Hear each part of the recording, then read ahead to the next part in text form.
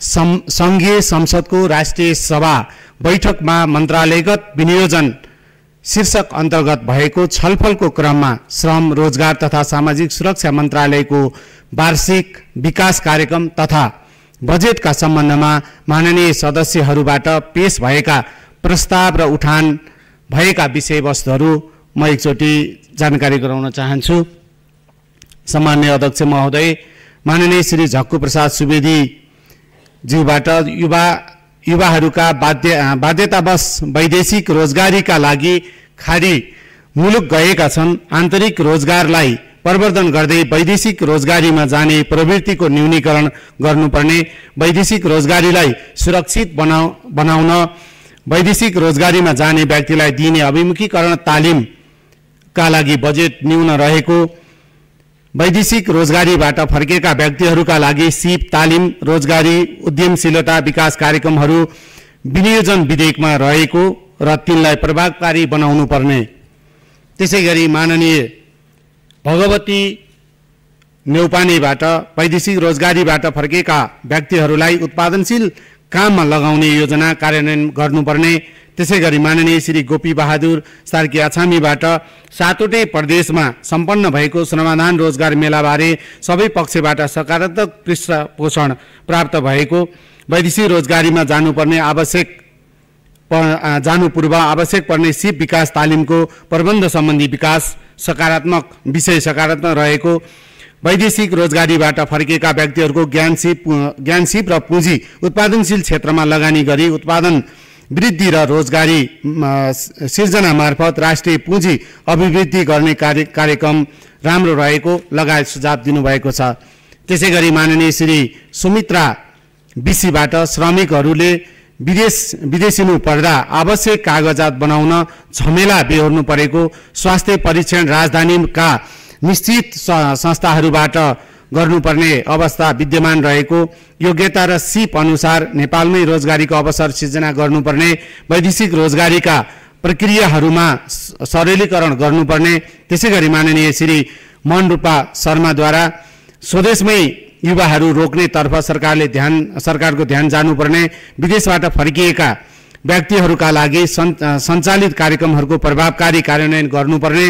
त्यसैगरी माननीय श्री विष्णुबहादुर विश्वकर्माबाट वैदेशिक रोजगारीमा जानेहरूको संख्या अधिक रहेको र यसमा अवसर र चुनौती दुवै रहेका वैदेशिक रोजगारीबाट फर्किएका व्यक्तिहरूका लागि रिटर्नी उद्यमशीलता विकास सम्बन्धी कार्यक्रमहरू रहेको लगायत उहाँहरूले सुझाव र केही आफ्ना जिज्ञासाहरू प्रश्नहरू राख्नु भएको देखिन्छ। सम्माननीय अध्यक्ष महोदय, अब म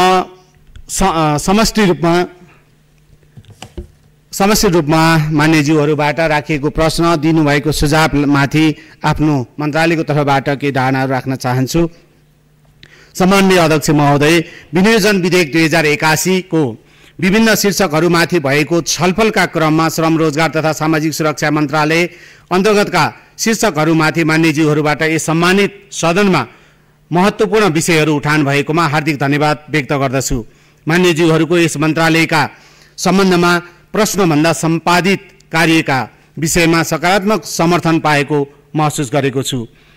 आगामी दिनका कार्यक्रमहरूको प्रभावकारिताका लागि माननीयज्यूहरूले दिनुभएका सुझावहरूको मुख्यतः आन्तरिक रोजगारी, वैदेशिक रोजगारी, श्रम सम्बन्ध, योगदानमा आधारित सामाजिक सुरक्षा, सिप विकास र सेवा प्रवाहका सन्दर्भमा मलाई राम्रो कार्य सम्पादनका लागि मार्गदर्शन गर्नेछन्। नेपाली युवाहरू रोजगारीका लागि बाध्यात्मक रूपले विदेशिनुपर्ने अवस्थालाई अन्त्य गर्न देशभित्रै मर्यादित काम तथा उत्पादनशील रोजगारी पाउने वातावरण सुनिश्चित गर्ने प्रमुख उद्देश्यका साथ तीनै तहका सरकार एवं निजी क्षेत्र र सरोकारवालाहरूको सक्रिय सहभागितामा मिति 2081 जेठ 17 गते सम्माननीय प्रधानमन्त्रीज्यूबाट कोशी प्रदेशमा उद्घाटन भई जेठ 30 गते बागमती प्रदेशमा समापन भई श्रमदान रोजगार मेलाको पहिलो सत्र सातवटै प्रदेशमा सम्पन्न भएको छ। सिप विकास, उद्यमशीलता, आप्रवासन सेवा, रोजगार सेवा लगायत सबै प्रकारका श्रम तथा रोजगार सेवाहरू स्थानीय तहमा रहेको रोजगार सेवा केन्द्रबाट एकद्वार र एकीकृत रूपमा प्रदान गर्न एकीकृत श्रम तथा रोजगार सेवा सञ्चालन र व्यवस्थापन कार्यविधि 2080 स्वीकृत गरी स्थानीय तहबाट नै श्रम र रोजगार सम्बन्धी सेवाहरू एकीकृत रूपमा प्रवाह भइरहेको छ।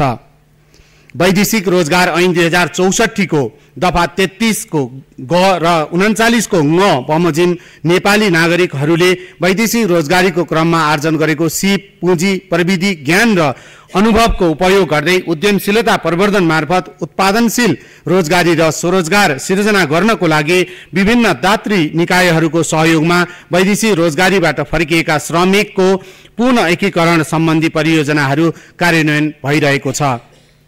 स्वदेशमै रोजगारी सिर्जना गर्ने उद्देश्यले प्रधानमन्त्री रोजगार कार्यक्रम, युवा रोजगारीका लागि रूपान्तरण पहल परियोजना, रोजगार प्रवर्धन कार्यक्रम जस्ता विविध कार्यक्रमहरू सङ्घ, प्रदेश र स्थानीय तहको सहकार्यमा सञ्चालनमा रहेका छन्। वैदेशिक रोजगारीबाट फर्किएका नागरिकहरूको ज्ञान, सिप र पुँजीलाई स्वदेशमा उपयोग गर्ने गरी रिटर्नी उद्यमशीलता कार्यक्रम सञ्चालन गर्ने तयारी भइरहेको छ।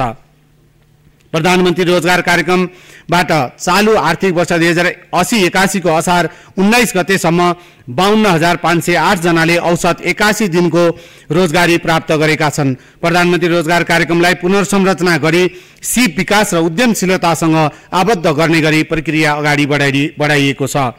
श्रम बजारमा उपलब्ध रोजगारीका अवसर र रोजगारी खोजिरहेका श्रमिकहरूबीच तादम्यता कायम गर्न रोजगार बैंकको रूपमा कार्य गर्न राष्ट्रिय रोजगार व्यवस्थापन सूचना प्रणाली निर्माण गर्ने प्रक्रिया अगाडि बढाइएको छ।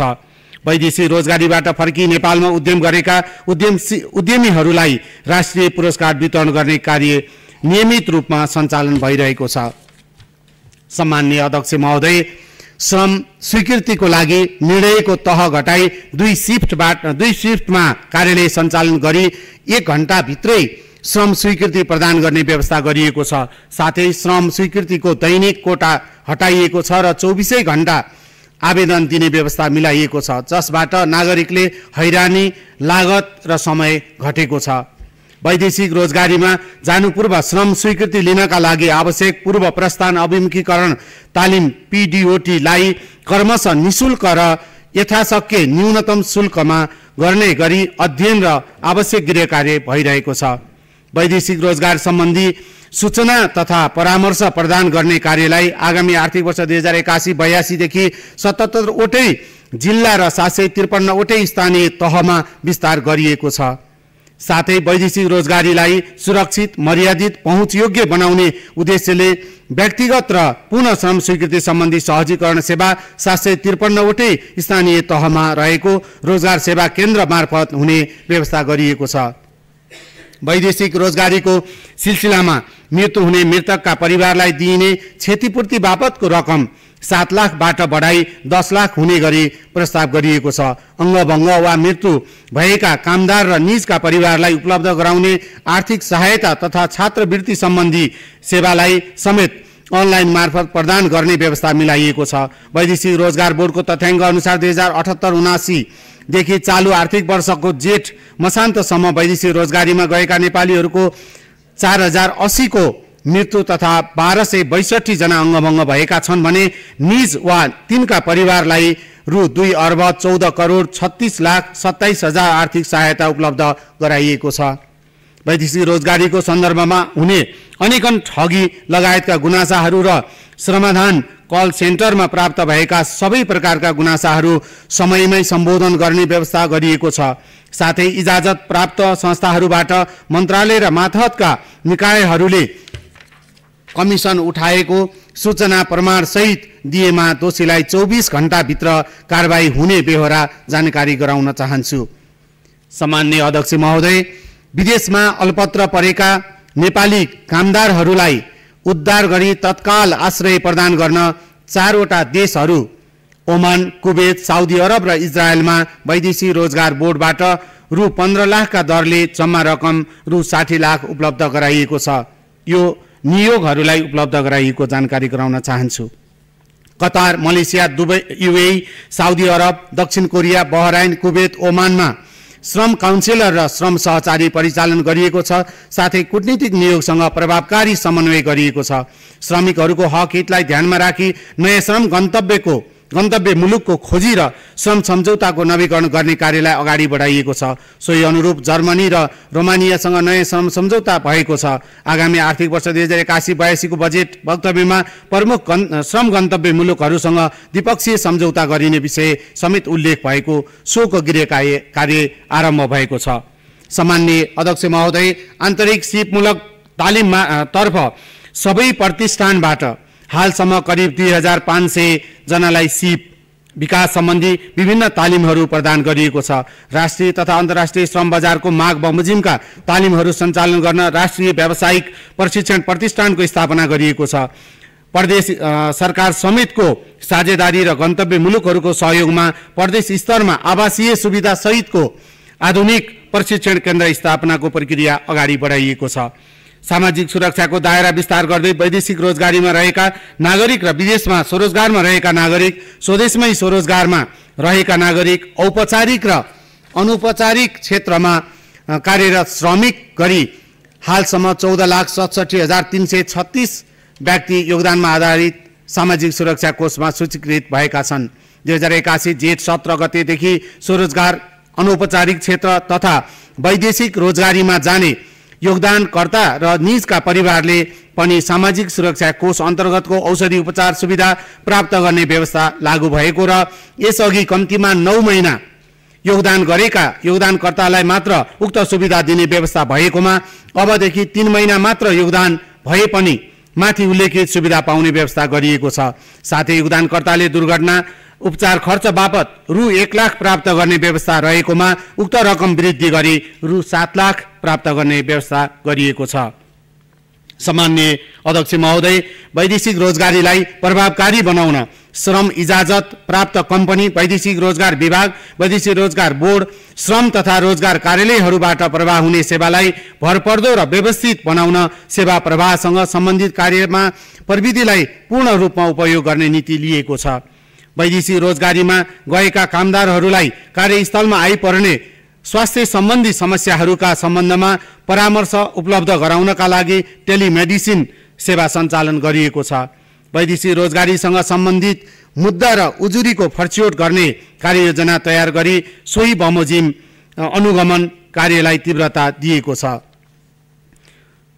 मन्त्रालयले दीर्घकालीन रूपमा आन्तरिक रोजगारी, स्वरोजगारी, उद्यमशीलता र उत्पादन प्रोत्साहन गर्ने तथा अल्पकालमा श्रम गन्तव्यको स्थानान्तरण मार्फत वैदेशिक रोजगारीलाई थप सुरक्षित, व्यवस्थित र उपलब्धिमूलक बनाउने गरी नीति तथा कार्यक्रम अघि बढाइएको छ। आगामी आर्थिक वर्ष 2081-82 को बजेट तथा कार्यक्रम कार्यान्वयनबाट मुलुकभित्र रोजगारी प्रवर्धन र असल श्रम सम्बन्ध विकास गर्दै थप उत्पादनशील रोजगारीका अवसरहरू सृजना गर्ने, श्रमिकको हक हित एवं पेशागत सुरक्षा प्रदान गर्ने, मर्यादित कार्य वातावरण बनाउने, योगदानमा आधारित सामाजिक सुरक्षाको प्रभावकारी कार्यान्वयन गर्ने, वैदेशिक रोजगारीलाई थप सुरक्षित, मर्यादित र व्यवस्थित बनाउने तथा सिपयुक्त जनशक्तिको विकास गरी रोजगारी र स्वरोजगारी प्रवर्धन गर्दै उत्पादन र उत्पादकत्व अभिवृद्धि गर्ने काममा मन्त्रालयको ध्यान केन्द्रित भएको छ। छलफलको क्रममा यस मन्त्रालयका सम्बन्धमा प्रश्न सोध्नुहुने र विभिन्न सुझावहरू दिनुहुने मान्यज्यूहरूलाई पुनः एकपटक धन्यवाद दिन चाहन्छु। अन्तमा सम्मान्य अध्यक्ष महोदय, मैले श्रम मन्त्रालय सम्हालिसके पछाडि नेपालमा हाल सञ्चालनमा रहेका सबै व्यवसायी साथीहरूसँग, निजी क्षेत्रसँग र विभिन्न समस्यामा परेका नागरिकहरूको विभिन्न छलफल र त्यसका हामीलाई प्राप्त सूचनाहरूको आधारमा आगामी वर्षदेखि लागू हुने गरी विदेश जाँदाखेरि ब्याङ्कले बिना धितो ऋण उपलब्ध गराउने र विदेश जाँदाखेरि व्यवसायीहरूलाई तिर्नुपर्ने सेवा शुल्क पनि न्यूनतम सेवा शुल्क हामीले चाहिँ निर्णय गराएर जुन अहिले बजारमा हरेक वर्ष करिब 2 खर्ब 1 अर्बभन्दा बढीको ठगी भएको सूचना प्राप्त भइरहेको छ, यसको अन्त्य गर्ने प्रयास गरिएको छ।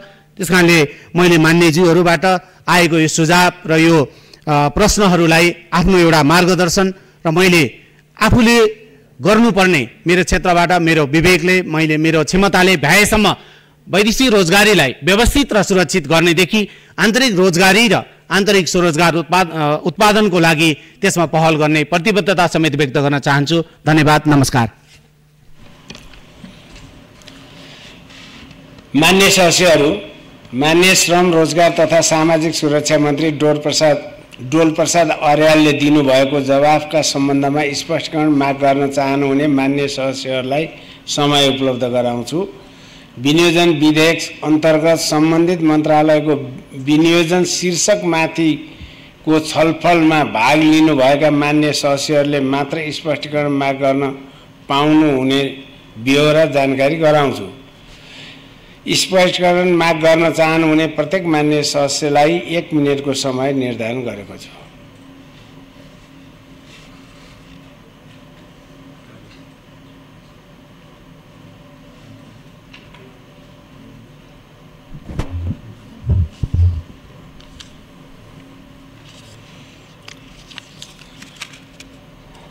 मान्य सदस्य राधेश्याम पासवान। सामान्य अध्यक्षज्यू, मन्त्रीज्यूले राखेका विषयहरूमा मैले राखेको प्रश्नको अलि जवाब आएन, त्यस कारणले जिज्ञासा हो मेरो। नेपालबाट जाने युवाहरूलाई हाम्रो मेन पावरहरूले तपाईँको 10,000 हाम्रो नेपाल सरकारले लिने निर्णय गरेको छ, तर मेन पावरहरूले तपाईँको 3 लाखसम्म उठाउने 4 लाखसम्म उठाउने गरिएको छ। यसलाई व्यवस्थित कसरी गर्ने एउटा जिज्ञासा त्यो हो। अर्को जिज्ञासा के हो भने विदेशमा हाम्रो युवाहरू काम गर्न गएको छ, तर अरू देशको युवाहरूलाई तलबहरू बढी हुन्छ र हाम्रो देशबाट जाने युवाहरूको तलब कम छ। यसलाई पनि कसरी व्यवस्थित गर्ने हो भन्ने मेरो जिज्ञासा हो। धन्यवाद।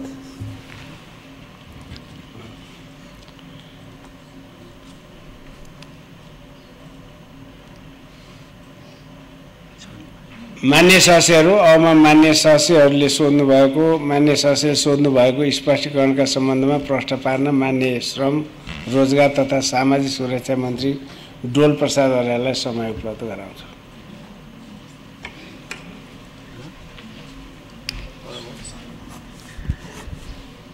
सम्मान्य अध्यक्ष महोदय, मान्य सदस्यज्यूको प्रश्नमा जवाब छुटेकोमा क्षमा प्रार्थी छु। यहाँले अहिले गर्नुभएको प्रश्न र विगतमा पनि त्यही गर्नुभएको थियो होला भन्ने आशा गर्दै यहाँको जिज्ञासाको जवाब दिन कोसिस गर्नेछु। नेपालबाट विदेशिने तमाम नागरिकहरू, मैले अघि पनि अलिकति अन्तिममा भनेको थिएँ, यसलाई हामीले सूक्ष्म तरिकाले अध्ययन गऱ्यौँ। मेरो करिब 124 दिन यसपटकको मन्त्रालय बस्दै गर्दा मैले यसमा धेरै नै अध्ययन र एउटा निर्णय गर्ने तयारीमा फाइल पनि अगाडि बढेको अवस्था छ। मैले अघि एउटा डाटा भनेको थिएँ, 2 खर्ब 1 अर्ब 60 करोड रुपियाँ चाहिँ हरेक वर्ष गैर ब्याङ्किङ च्यानलमा नेपालमा उठिरहेको, मेन पावर व्यवसायीहरूले उठाइरहेको नेपाली नागरिकहरूसँग जो विदेश जाँदै हुनुहुन्छ उहाँहरूसँग भन्ने एउटा डाटा तथ्याङ्कमा नै हामीले काम गरिरहेका छौँ। त्यस कारणले यो भनेको यहाँले बुझ्नु भएकै कुरा हो। नेपाल सरकारले 10,000 रुपियाँ वा फ्री टिकट, फ्री भिसा वा 10,000 रुपियाँ सेवा शुल्क लिएर विदेश पठाउन पाउने जुन निर्णय गर्यो, त्यो निर्णय गर्दा कति दूरगामी अध्ययन गरेर त्यो निर्णय गरियो, त्यो विषयमा म बहस गर्न चाहदिनँ। तर जुन निर्णयले गर्दा अझ व्यवसायीहरूलाई आफूले रकमहरू असुल्ने, बीचमा बिचौलियाहरूले रकमहरू असुल्ने, तर नागरिकहरू विदेश गइसक्दा जाँदै गर्दाखेरि 10,000 रुपियाँको मात्रै उहाँहरूलाई रिसिभ दिने र दुःख पाएर अथवा विविध कारणले विदेश फर्कनु पर्यो भने उहाँहरूले त्यो 10,000 भन्दा बढी उजुरी पाजुर गरेर प्राप्त गर्न नसक्ने कानुनी अवस्था। त्यसकारणले यो एउटा चाहिँ जटिल र अत्यन्तै यो दर्दनाक अवस्था हामीले अध्ययन गरिसके पछाडि हामीले त्यसैका आधारमा मैले अघि पनि भने कोही पनि नेपाली नागरिक बाध्यतावश विदेश जानुपर्छ र उहाँसँग रकम छैन भने मिटर ब्याज, सहकारी अथवा चोके ब्याज अथवा कहीँ आफ्ना जायज यथा बेचेर विदेश जान नपरोस् भनेर जानु नै पर्दा पनि थोरै रकम तिरेर जानुपर्ने वातावरण बनाउनुपर्छ भनेर यसलाई अत्यन्तै राम्रो अध्ययन गरेर हामीले सेवा शुल्कको विषयमा छलफल गरिरहेको र जसले गर्दा नेपाल सरकारलाई अरबौं रुपियाँ कर प्राप्त हुने र व्यवसायीहरूले पनि वैध रूपमा आम्दानी गर्ने र नेपाली नागरिकहरू नठगिने भनेर यसमा तयारी गरिएको छ। जसले यो हामीलाई जानकारी छ। मैले त एभरेजमा मैले करिब एकजना नेपाली नागरिकसँग 3 लाखभन्दा बढी पैसा उठाएको भनेर हामीले यो एभरेजमा निकालेरै यसमा हामीले काम गरिरहेको हुनाले मलाई आशा छ छिट्टै यो एउटा व्यवस्थित र मर्यादित हुनेछ भन्ने मलाई आशा छ। यहाँले बुझ्नु भएको र हामी समाजले सबैले बुझिरहेको अवस्था नै यहाँले चाहिँ जानकारी गराउनु भएको भन्ने मलाई लाग्छ। र अर्को यहाँले विदेशमा नेपालीहरूले चाहिँ किन कम सेवा सुविधा अथवा स्यालेरी पाउँछन्, किन अरू देशकोले त्यही विदेशमा चाहिँ अरू देशबाट पनि विदेशीहरू गएका छन् तर हामीले चाहिँ कम पाउने, अरूले किन बढी पाउने भन्दै गर्दा मसँग यहाँ अनुमति नै भएन र मसँग सम्भावना छैन, नत्र म ग्राफमा एउटा लेखेर देखाउन चाहन्थेँ। यो चाहिँ हजुरको के छ भने मैले अघि मेरो आफ्नो जवाफ दिने क्रममा पनि सिपमूलक कुरालाई हामी ट्रेनिङलाई चाहिँ प्रायोरिटीमा राख्नुपर्छ र हामी तालिमहरूलाई चाहिँ बढावा दिनुपर्छ भनेको अर्थ चाहिँ नेपाली नागरिकहरू र अरू देशको नागरिकहरू विदेश जाँदाखेरि हामी चाहिँ केही पनि नसिकिकन एकदमै विदेश जाने, हामी फलानु देश जाने भनेपछि त्यो देश जाने मात्रै बुझेर गयौँ। तर अरू देशको नागरिकहरू चाहिँ केही न केही सिकेर जानुभयो, केही न केही जानेर जानुभयो। सुरुमा जाँदाखेरि सबै एउटै लाइनमा हुनुहुन्छ तर 3 महिनापछि अरू देशको नागरिकहरू चाहिँ सुपरभाइजर हुँदै म्यानेजर हुँदै अगाडि बढ्नुहुन्छ तर नेपाली नागरिकहरू चाहिँ त्यही तलको लाइनमा बसिरहनु भयो किनभने उहाँसँग कुनै पनि अनुभवहरू भएन। त्यसकारणले यो चाहिँ जटिल अध्ययनले देखाएको चाहिँ यो भएको कारणले मैले अघि पनि भने हाम्रो प्रशिक्षण प्रतिष्ठान जुन बनेको छ यसले चाहिँ अब देशैभरि सिप सिकाउनु पर्यो, तालिमहरू दिनु पर्यो, जसले गर्दाखेरि विदेश जानु अगाडि केही तालिम लिएर जान सकियो भने यहाँले बुझ्नु भएको जस्तो अब नेपाली नागरिकले पनि अरू देशका नागरिकहरूले जस्तै राम्रो सेवा सुविधा र स्यालेरीहरू पाउनु हुनेछ भन्ने त्यसमा हामीले अध्ययन गरिरहेका छौँ र आउने दिनमा त्यो गर्न सकिन्छ भन्ने मलाई लाग्छ र नेपाली नागरिकहरूले अरू देशका नागरिकहरूले जस्तै सम्मानजनक तरिकाबाट त्यही लेभलको सेवा सुविधा पाउनुहुनेछ भन्ने मेरो आशा छ। हस्, धन्यवाद, नमस्कार। मान्य सदस्यहरू, श्रम रोजगार तथा सामाजिक सुरक्षा मन्त्रालय सम्बन्धी विनियोजन शीर्षक माथिको छलफल यहीँ समाप्त।